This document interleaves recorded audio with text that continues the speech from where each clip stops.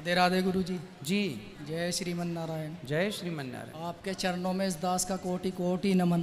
खुश रहिए भैया। आपके माता पिता के चरणों में कोटि कोटि नमन। और गुरु जी, जिन यजमान परिवार की वजह से एक भक्त और भगवान का मिलन हो रहा है आज, उन यजमान परिवार के लिए भी बहुत बहुत धन्यवाद। खुश रहिए गुरु जी। मुझे 2 साल हो गया आपकी कथा सत्संग सुनते हुए, प्रश्नोत्तरी भी सुनते हुए। गुरु जी, 2 साल में मैंने जो सीखा है, जो मेरे जीवन में परिवर्तन हुआ है, बदलाव हुआ है, वो कहने योग्य नहीं है गुरु जी। क्योंकि उसका जो आनंद मैं ले रहा हूँ बदलाव का अपने जीवन में, उसको बताने से ना उसका महत्व ख़त्म हो जाएगा गुरु जी। सही है। वो आनंद जो मैं ले पा रहा हूँ वो मैं अपने आप में ही ले रहा हूँ, मैं बहुत खुश हूँ। और गुरु जी, एक छोटी सी बात, एक बदलाव बताना चाहूँगा थोड़ा सा, कि लगभग आप जैसे कथा में कहते हैं कि अपनी कमाई से 2, 4, 5% हिस्सा भगवान के लिए निकालना चाहिए। तो लगभग 1 साल से मैंने वही किया। मैंने गुल्लक डाली और अपनी कमाई का 5%, 4% हिस्सा मैं रोज़ निकालता था। मैंने कहा जब भी मैं जन्माष्टमी पर जाऊंगा, भगवान से अपने आप से मिलने के लिए जाऊंगा, अपने माता पिता को दर्शन करा के लाऊंगा आपके, तो जो पैसा गुरुजी मैं शराब में खर्च करता था पीने में, उस पैसों को मैंने शराब में ना खर्च करके माता पिता को अपने यहाँ पर लेकर आया हूँ। और जो पैसा बचेगा गुरुजी, वो मैं जो यहाँ की मैंने सेवाएं देखी हैं कि उसको आपकी उन सेवाओं में देकर जाऊँगा गुरुजी। सुंदर सुंदर विचार हैं भैया के, तालियां बजाइए।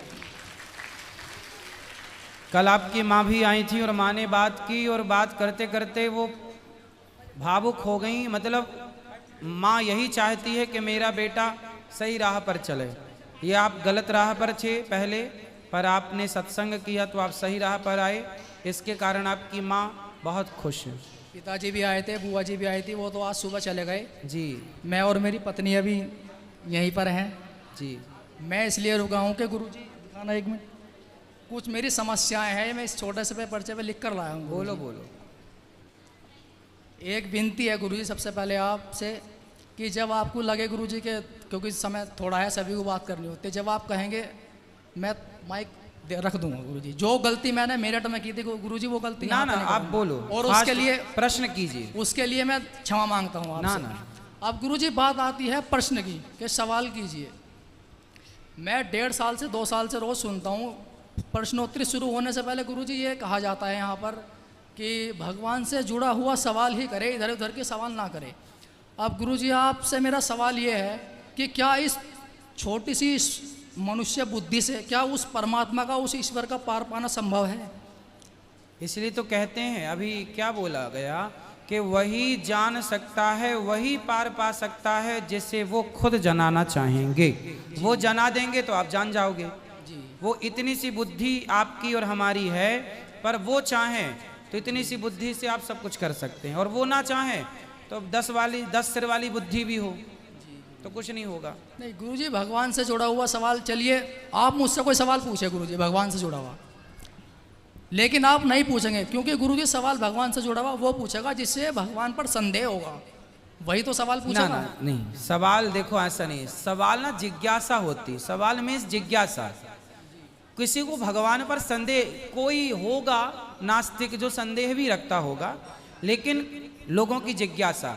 भागवत जी में क्या है, सुखदेव भगवान ने राजा परीक्षित के सवालों का ही तो उत्तर दिया है। भागवत जी में परीक्षित जी ने सवाल किया, सुखदेव भगवान ने समाधान दिया। तो ये प्रश्नोत्तरी, जो प्रश्नोत्तरी है, हर पुराण में आपको प्रश्नोत्तरी ही मिलती है। लेकिन आजकल लोग क्या है, ये परंपरा लुप्त हो गई थी। आज भी बहुत लोग प्रश्नों का उत्तर नहीं देते। हम तो आप लोगों की सेवा इसलिए करते हैं, किसी बहाने वो परंपरा फिर जागे। और आप लोग सवाल क्या है, कुछ लोग ऐसे होते हैं, नहीं सवाल मत, क्योंकि प्रश्नों का उत्तर आना भी तो चाहिए। अब जैसे नहीं आएगा वो कहेगा नहीं। अब जैसे अभी मैया ने बोला कि मेरा बेटा बड़ा जिज्ञासु है, पूछता रहता है। अब जब पूछता रहेगा और आपको नहीं आएगा तो आप परेशान हो ही जाएंगे, अरे वो पूछ रहा है जो आते ही नहीं। इसलिए कुछ लोगों ने प्रश्नों के उत्तर नहीं दिए तो वो परंपरा लुप्त हो गई प्रश्न उत्तरी की। इसलिए दास ने सोचा कि आप लोगों की सेवा इसी बहाने होगी, और हम संपूर्ण ज्ञानी तो है नहीं, हमसे जो बनेगा अपनी वाणी से बहुत सारे सवाल ऐसे होते हैं जिनका उत्तर मुझे भी नहीं पता होता, फिर मैं उसको शास्त्रों में ढूंढता हूँ, सर्च करता हूँ शास्त्रों में। भाई हमारे 18 पुराण 4 वेद हैं, सबका थोड़ी मैं ज्ञाता हूँ।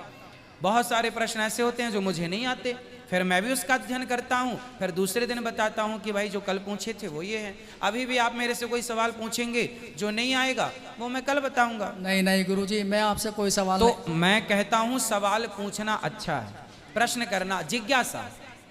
कुछ लोग ऐसे होते हैं जो परीक्षा लेते हैं गुरुजी की, अरे गुरुजी को पूछ के देखे बनता है कि नहीं। जी जी। तो वो परीक्षा लेने वाले लोग भी होते हैं, तो मैं बनता है तो बनता है, नहीं बनता तो नहीं बनता।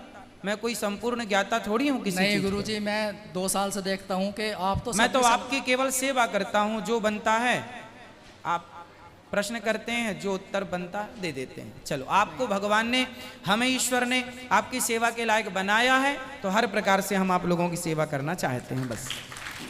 नहीं नहीं गुरुजी, बोलो।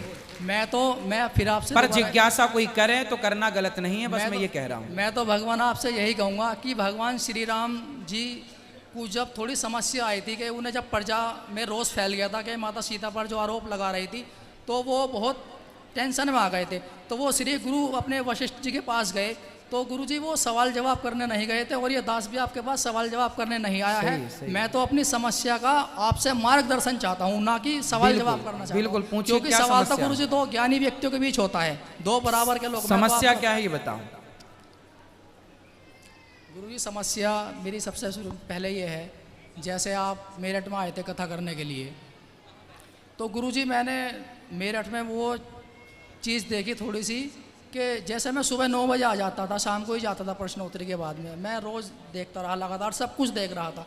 गुरुजी क्षमा चाहूँगा, मैं भगवान से जुड़ा सवाल नहीं करूँगा, क्योंकि मैं अपनी बुद्धि से मैं तो इंसानों से जुड़े हुए सवाल आपसे थोड़ी मार्गदर्शन। आपकी जो समस्या है वो बताओ, जल्दी बताओ। जी जी, सबको थोड़ा मौका। तो मैंने देखा गुरुजी, मैंने मतलब कुछ ये देखा गुरुजी, जैसे मेरठ में ही हुआ था ये, सब जगह बाहर जैसे आप कथा करना चाहते हैं सब जगह ऐसा होता है। गुरुजी कहते हैं कि जैसे कथा कराई यजमान परिवार ने मेरठ में, तो 2 गेट से एंट्री हो रही थी गुरुजी, पीछे वाले से आगे वाले से। मैंने देखा कि जो वो जाल लगा होता है बीच में, तो उसके आगे जो यजमान परिवार के जो भाई मिलने चिलने वाले होते हैं गुरुजी, जो जिन्हें VIP कह देते हैं, तो गुरुजी मुझे एक चीज़ वहाँ पर समझ में नहीं आई कि जो लगभग आप ये मानिए कि 100 कुर्सी आगे हैं जाल के आगे, उन 100 कुर्सी के पीछे गुरुजी मैंने वो लड़ाई देखी है वहाँ पर कि जो आपके कार्यकर्ता थे गेट पर वो भी परेशान, और जो भक्त देर से आ रहे थे 1 बजे 2 बजे 12 बजे, वो भी भीड़ लगाए मतलब परेशान थे। और जो भक्त गुरुजी आपके ऐसे होते हैं पीछे कि जो अपना सब कुछ छोड़कर केवल आपको देखना चाहते हैं, वो सुबह 9 बजे आ जाते हैं, 10 बजे आ जाते हैं, तो वो तो गुरुजी पीछे बैठ रहे हैं। और जो VIP हैं भगवान के दरबार में, वो 2 बजे 2:30 बजे भी आ रहे हैं, तो वो आगे बैठ रहे हैं। जबकि मैंने ये, आप कहाँ बैठते थे, आगे या पीछे?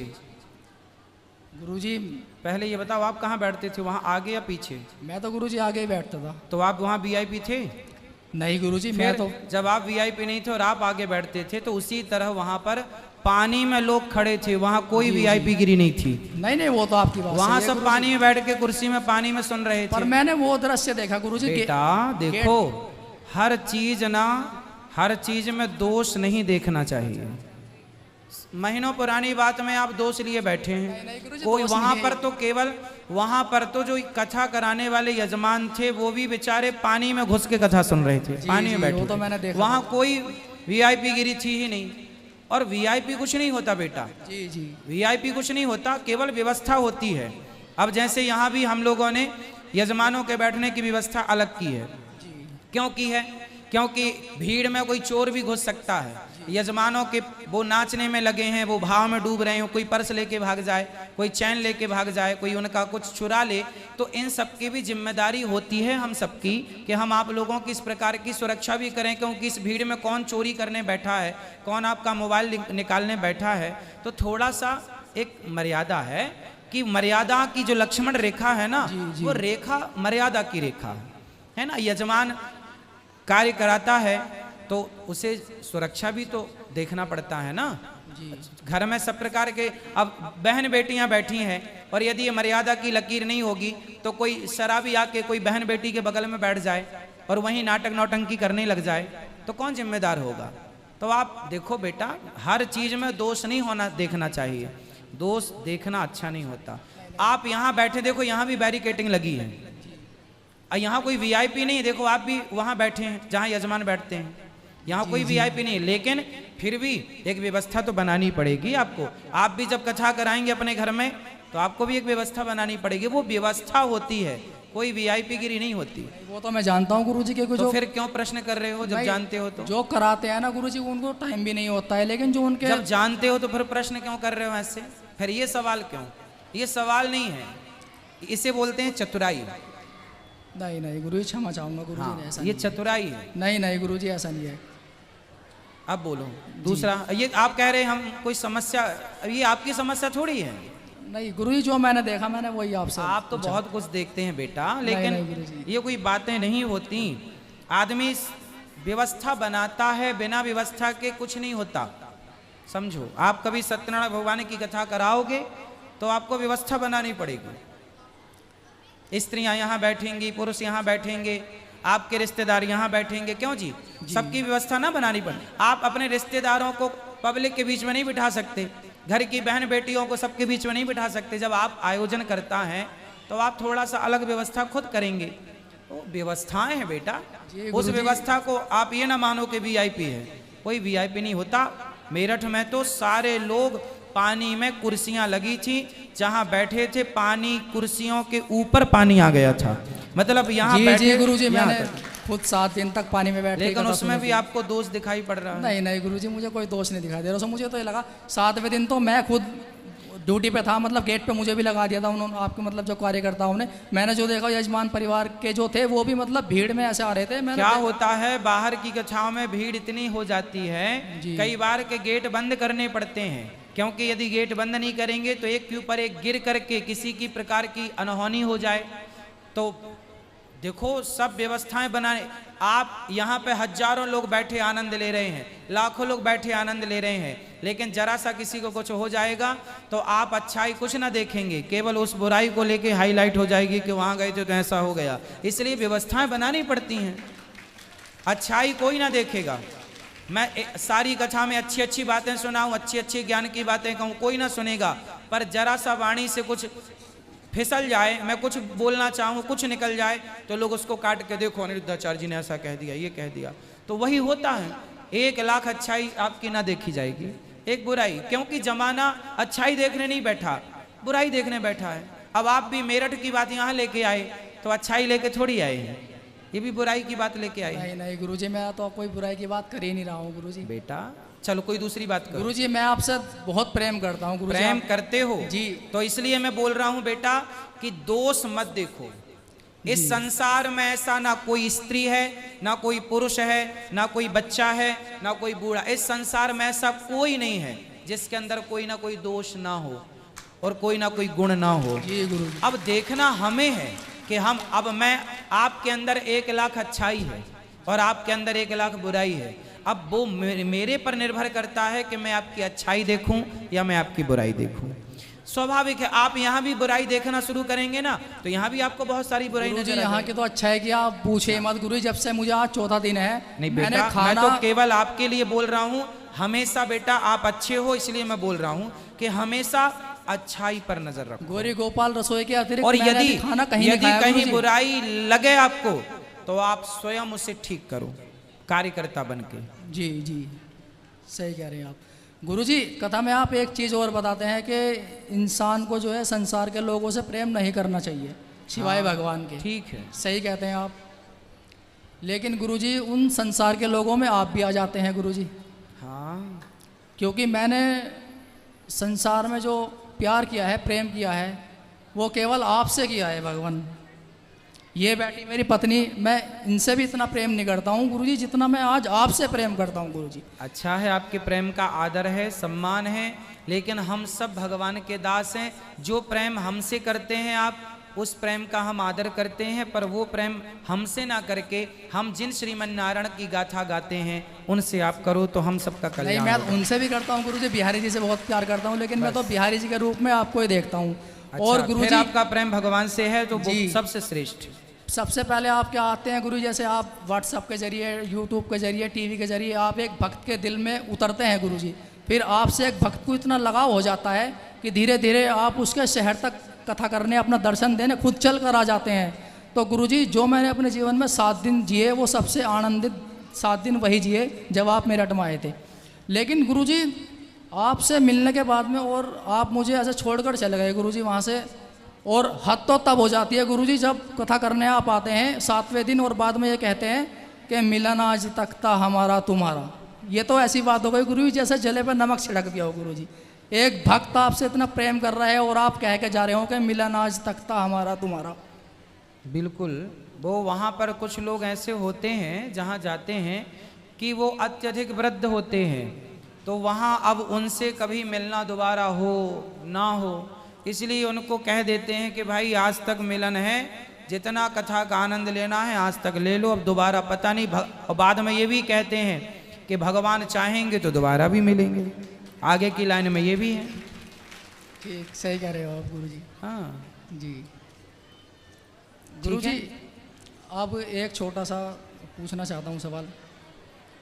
ये गुरु जी के आप कहते हैं कथा में कि जो गुरु जी विदुर जी थे महाभारत में बहुत बड़े ज्ञानी थे, और उनसे कई गुना ज़्यादा ज्ञानी पितामह भीष्म थे। तो गुरु जी भगवान को लेकर मेरे मन में एक संशय है, वो भी मेरी बुद्धि की नहीं है गुरु जी। पितामह भीष्म ने जो सवाल भगवान से किया था वही एक बार मैं फिर से आपसे पूछना चाहता हूँ, उस मेरा मार्गदर्शन कीजिएगा गुरु जी। जब पितामह भीष्म बाणों की सैया पर लेटे हुए थे तो तब वहाँ पर भगवान जी आते हैं श्री कृष्ण। तो पितामह भीष्म पूछते हैं कि हे केशव, कि इस महाभारत के युद्ध में जो हुआ क्या वह अच्छा हुआ, क्या वह सही था, और अगर सही था तो इसका आने वाली पीढ़ियों पर क्या प्रभाव पड़ेगा, इससे आने वाली पीढ़ी क्या सीखेंगी। तो गुरुजी इस दास का मार्गदर्शन कीजिए। ये तो पितामह भीष्म कई बार बताए कि मेरी बुद्धि का सवाल नहीं है, बताए कई बार हम कि महाभारत से आप क्या सीख सकते हैं। महाभारत से ये सीखो कि बाप धृतराष्ट्र जैसा ना हो, महाभारत से ये सीखो कि बेटा दुर्योधन जैसा ना हो, महाभारत से ये सीखो कि जुआ कभी नहीं खेलना, जुआ खेलोगे तो सर्वनाश होगा। कौरवों ने जुआ खेला, सर्वनाश हुआ। पांडवों से सीखो कि उन्होंने भी जुआ खेला तो 12 साल का वनवास, 1 वर्ष का अज्ञातवास हुआ। महाभारत का प्रत्येक चरित्र नहीं गुरुजी, ये नहीं। जो पितामह भीष्म ने पूछा था कि जो इसमें युद्ध में जो छल हुआ है, कि छल से जैसे गुरु द्रोणाचार्य की मृत्यु आपने आज कथा में बताया भी था गुरुजी, जरासंध को, कर्ण को, दुर्योधन को, मतलब छल से जो ये हुआ है क्या ये सही हुआ? हाँ बताए, तो आज ही तो बताए। नहीं बताए हैं गुरुजी। अधर्मी को अधर्म से मारना ही धर्म है जी। उसके लिए धर्म नहीं देखना पड़ता कि तुम्हें छाती पे ही बाण मारेंगे। आतंकवादी है तो उसे छाती पे बाण मार, गोली लगे या सिर पे गोली लगना चाहिए।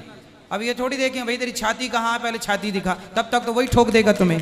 गुरुजी थोड़ा सा मैं यहाँ पर कंफ्यूज हूँ कि जब भगवान श्रीमन नारायण मेरे प्रभु श्री राम जी के रूप में आते हैं त्रेता युग में, तो वो तो गुरुजी केवल रामायण हम जब देखते हैं तो उनसे श्री राम जी के चरित्र से हम ये सीखते हैं, वो एक मर्यादा का पाठ सिखाते हैं हमें जीवन के, मर्यादा क्या होती है। वहाँ पर तो भगवान कोई छल कपट हमें नहीं सिखा रहे हैं, लेकिन मेरे श्रीमन नारायण भगवान जब द्वापर में श्री कृष्ण के रूप में आते हैं महाभारत में, लेकिन वहाँ युद्ध में स्वयं इंसान की तो छोड़िए गुरुजी, वहाँ तो सब कुछ भगवान ही कर रहे हैं। युद्ध में जीते भी वही, हारे भी वही, सब कुछ वही थे, लेकिन वो सिखा रहे हैं कि अधर्मी को अधर्म से मार देना ही धर्म है। लेकिन एक चौपाई ये होती है गुरुजी कि जब दुष्ट अपनी दुष्टता नहीं छोड़ता तो सज्जन को अपनी सज्जनता नहीं छोड़नी चाहिए। फिर ये दो पंक्ति एक अलग अलग कैसे हो रही है? वो अलग विषय है। क्षत्रिय युद्ध करने खड़ा है तो क्षत्रिय का धर्म है युद्ध करना, और वो जो बात है कि दुष्ट अपनी दुष्टता नहीं छोड़ता, वो सज्जन के, वो संत के लिए है। जब आप सबको त्याग दो और संत बन जाओ, जब संत बन ही गए हो, सब त्याग दिया, तो फिर गुस्सा क्यों करते हो? फिर तो तुम्हें 2 थप्पड़ कोई मार दे तो भी भगवान का चिंतन करो। लेकिन आप धनुष लेके खड़े हैं और आपको कोई मारे और चला जाए, नहीं साहब, धनुष पर कब काम आएगा? यदि आप धनुष रख दो, साधु संत बन गए हो आप, तो कोई तुम्हें दुष्ट अपनी दुष्टता नहीं छोड़ता, तो सज्जन को अपनी सज्जनता नहीं छोड़नी चाहिए। तब की बात है जब आपने साधु रूप धारण कर लिया, जब साधु हो गए। लेकिन आपका कर्म यदि क्षत्रिय युद्ध भूमि में खड़े हो, अब युद्ध भूमि में खड़े हो और दुर्योधन बाण चला रहा है और आप कहें वहां पे नहीं जी, भरी सभा में द्रौपदी की साड़ी खिंच रही है और आप कहें नहीं जी, दुष्ट अपनी दुष्टता नहीं छोड़ता, तो हम भी सज्जन हैं। ठीक है दुर्योधन, तुम उतारो हमारी पत्नी के कपड़े, हम सज्जन हैं, हम बैठे तमाशा देखेंगे। क्यों नहीं गुरुजी, यही करते ये चौपाई आपके हिसाब से? नहीं नहीं गुरुजी, ऐसा नहीं है। इसका तो यही अर्थ हुआ। नहीं नहीं गुरुजी, भगवान श्री राम तो वहां पर जो सही था, अर्जुन का युद्ध करना सही था तो युद्ध किया। भगवान ने मार्गदर्शन दिया है, भगवान मार्गदर्शक हैं, भगवान ने युद्ध नहीं कराया। भगवान तो रोकने गए थे, 5 गांव दे दो शांति दूत बन के जी। भगवान ने थोड़ी कहा कि तुम युद्ध करो, लड़के मर जाओ। भगवान ने थोड़ी बोला था कि तुम जुआ खेल लो, जुआ वो खेलें। द्रौपदी की साड़ी भगवान ने बोला था कि तुम इसके कपड़े उतार दो, जुआ वो खेलें, द्रौपदी की साड़ी वो उतरवाएं, है ना। और फिर आप आरोप किस पे लगा रहे हैं कि भगवान छल कर रहे हैं। तो दुर्योधन ने जो छल किया द्रौपदी के साथ, आप उसे छल नहीं मानते? नहीं गुरुजी, बहुत बड़ा छल था। फिर भगवान ने तो छली को छल से मार के ठीक किया। नहीं वो आपकी मैं सहमत हूँ गुरुजी कि ठीक किया, लेकिन प्रभु श्री राम, मैं थोड़ा सा यहाँ कंफ्यूज होता हूँ कि जब रावण युद्ध करने आया था तो वो युद्ध में हार गया था। भगवान है जी, भगवान का हर निर्णय स्वीकारनीय है जी। वो तो मुझे पता है कि इसलिए फिर भगवान पर जब प्रेम भगवान से है जी, जी। तो फिर भगवान पे कोई किंतु परंतु नहीं होना चाहिए। नहीं, मुझे और कोई वो किंतु आप सब जानते हैं, आपको सब पता है, कथा आप सुनते हो, सब स्पष्ट है, लेकिन फिर भी आप किंतु परंतु लिए बैठे हैं। इस किंतु परंतु को त्याग दो, इससे गति नहीं है। जो सही है उसे सही मानो। भगवान कृष्ण सही है, अर्जुन सही है, दुर्योधन गलत है। अब आप उसे कह रहे हैं वो सही है, कैसे सही होगा? उस दुर्योधन का साथ देने वाले जितने लोग हैं सब गलत हैं, चाहे कोई भीष्म पितामह भी गलत है। क्यों जरूरत थी साथ देने की? सही बात है गुरु। गलत का साथ जो देगा वो गलत है, चाहे पितामह भीष्म हो, चाहे गुरु द्रोणाचार्य हो, चाहे कर्ण हो, चाहे शकुनी हो, चाहे कोई हो, कृपाचार्य हो, चाहे अश्वत्थामा हो, चाहे मैं भी हूं। यदि मैंने साथ दिया दुर्योधन का तो मैं भी गलत हूं। मैं भगवान का साथ दूं, मैं अर्जुन का साथ, मैं उनका साथ दूं जिनके साथ भगवान खड़े हैं। वो गलत हैं तो गलत को गलत कहो ना। अब आप ये कह रहे हैं कि भगवान ने छल किया, भगवान ने थोड़ी कहा था कि तुम अभिमन्यु को मार दो। यहाँ पर गुरु भगवान ये कह रहे हैं ना कि निर्मल मन जन सो मोहि भाव पावा, हाँ। मोहे कपट छल छिद्र न भावा। हाँ तो भैया सुनो, सबसे सब प्रकार की बातें नहीं की जाती ना। निर्मल मन, ये बात भगवान ने किससे कहा है? जंगल में जब राम जी गए तो जंगल के कोल भील दोने में फल लेकर के आए। राम जी से कहा कि प्रभु हम तो जंगल के कोल भील हैं, हम तो आपकी पूजा करना नहीं जानते, क्या आप हमारे हाथ से खाओगे? भगवान बोले जरूर खाएंगे, हम तो तुम्हारे प्रेम के भूखे हैं, है ना। तो जो आदमी जैसा है उसके साथ वैसा ना व्यवहार किया जाएगा। अब सामने वाला शरण में पड़ा है तो राम जी गले लगाएंगे, और रावण खड़ा है तलवार लिए धनुष लिए तो उसे गले ना लगाएंगे साहब। जो जैसी भाषा समझेगा उसे उस भाषा से समझाया जाएगा। जी जी जी नहीं, बातों से समझे तो बातों से, बातों राम जी के पास बातें हैं कि भाई बातों से मान ले तो मैं गले लग, बातों से मान गया। सुग्रीव विभीषण शरण में आए तो लंका का राजा बना दिया, और नहीं माना तो जला के राख कर दिया रावण को। आज तक पुतले जलते हैं। जी वो गुरुजी सही कह रहे हैं आप। मैं तो यहाँ थोड़ा सा कंफ्यूज था कि जैसे रावण निहत्था हो जाता है एक बार युद्ध में आकर के शाम के समय, तो भगवान राम कह देते हैं कि हम निहत्तों पर वार नहीं करते, वो चले जाते हैं रावण। दूसरा ये है जी तो मैं दे दूंगा, सबको दे दो अब मौका। ठीक है गुरुजी, बहुत बहुत धन्यवाद। खुश रहिए, खुश रहिए।